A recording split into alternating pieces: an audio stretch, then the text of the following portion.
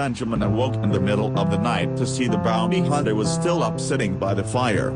He slowly sat up in bed and wiped his eyes. "Something keeping ya?" The bounty hunter looked back at him and then turned to the fire. "Nothing I ain't used to." Benjamin got out of bed and pulled up a chair next to the fire. He didn't say anything for a while, just enjoying the heat of the flames next to him. "You know, I really think we have a chance to make a difference here. The only difference I plan on making is cleaning this world out of the scally-fuck." Benjamin took it into consideration then added, "Yeah, but think of all the people Lizardman has hurt. We could do good by all of them and make sure nobody's lives are ever destroyed again." The bounty hunter pulled out his .357 Magnum and put it to Benjamin's chin. "One day you'll realize this world ain't about anyone but yourself." Benjamin looked him in the eye. "You're wrong, the world is about everyone but yourself."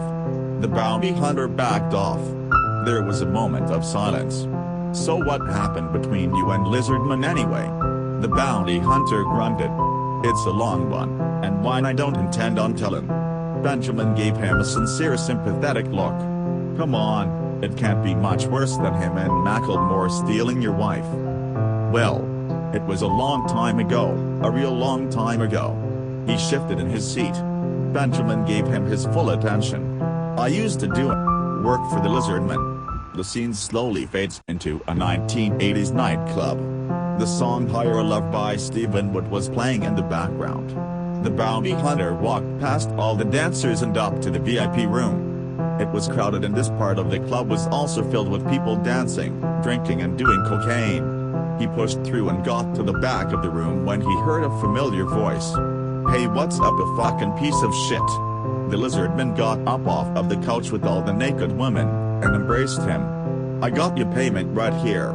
But we should talk. You got time for a drink?" The bounty easily pushed away.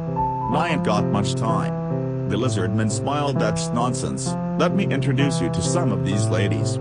Lizardman put his hand on the bounty hunter's back and walked him over to the couch. He then introduced them to all of the ladies. The bounty hunter was a natural ladies' man, and they were definitely into him. Lizardman handed him a carrot so on ice. He held up the one in his hand to do a toast to new opportunities, and they toasted. About an hour later, after what Lizardman and the bounty hunter got done banging all the women the Lizardman spoke. "So I got another job for you. This one is gonna be a bit different." "Different how?" he asked curiously. "Well, usually I have you just kill anyone who opposes me, but times are changing and we need to treat his situation a little more carefully." The Lizardman faced out of the window, his hands around his back. "There's a certain man I need taken care of, not killed, but set up." Lizardman took out a cigar and lit it. "That man is the governor of Mississippi." The bounty hunter exhaled from his nose. "You want me to frame the most powerful man in the world? Are you crazy?" "No," the Lizardman said. "I'm deranged." Flash forward. The building that the governor worked out of was gigantic. Looked like it was probably constructed in the 1800s. Had some real character. The bounty hunter climbed up the ladder around back at 12 a.m. It was exactly where Lizardman said it would be. "Now I just got to locate her," he thought. He searched around stealthily. This wasn't really his style, but it got the job done. He navigated through the hallways staying out of sight. Pictures of all the old politicians hung on the walls. At least he reached the governor's office. He peeked in. The governor was inside with a woman. "That's gotta be here."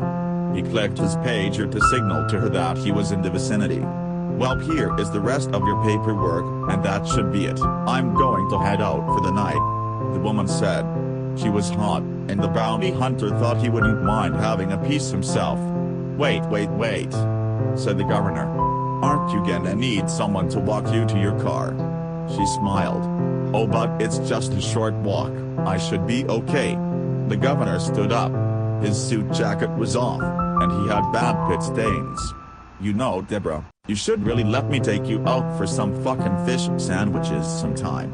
She unbuttoned the top button of her shirt, and bit her lip.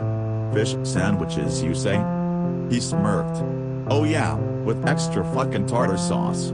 He walked over to her and they started making out. Just then the bounty hunter jumped out with a camera and took pictures of them. "Can't wait to see what the press says about this," he said. Then took off running out of the office. The governor wasn't far behind. Wait, he yelled. But the bounty hunter was too fast and already on his horse riding away. Flash forward. The bounty hunter ate the last bite of his Salisbury steak. "I can't tell you how much I appreciate you handling that business for me," said the lizardman from across the dinner table. "Now that he's out of the question, I can put one of my agents in and really take over this town." The lizardman picked up his plate and slurped down his gravy, his long tongue cleaning the gravy residue off his face. "Oh yeah, you and me are gonna be kings." He stood up. "Anyway, I got a jet. I got some important matter to attend to." "You got his one right?" He left and the bounty hunter was stuck with the bill. And that is how Lizardman and I became enemies. Benjamin took it all in. "Wow, I can't believe he snubbed you like that." Lizardman might not have done anything to me directly, but I will put a stop to him. The bounty hunter looked at him with a confused look. "You still don't know, do you?" "No, what?" "Deborah. From the story. That name sound familiar?" Benjamin's eyes got big. "You don't mean?" The bounty hunter nodded. "Yeah, your wife." Benjamin hung his head in despair. "My whole life is a lie. At least he didn't turn me into this chlorine monster that I am today." The bounty hunter chuckled. "About that, who do you think was that other pool guy that put the extra chlorine in?" Benjamin stood up with the most seriously look he has ever made. "Give me your extra .357 Magnum." The bounty hunter tossed it over. "Mark my words, the lizardman will die by my hands."